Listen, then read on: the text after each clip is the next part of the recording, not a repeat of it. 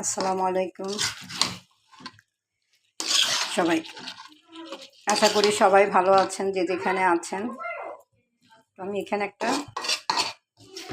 আমকে এরকম করে কেটে, আধা পাকা আমকে কেটে কেটে,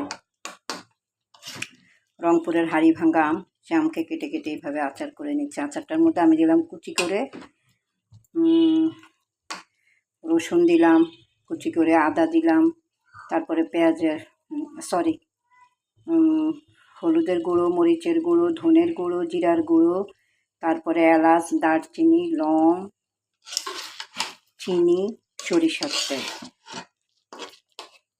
সব দিয়ে আমি আচারটা করছি। এটা আরও অনেক নরম হবে, পুরো গলে গলে যাবে সব।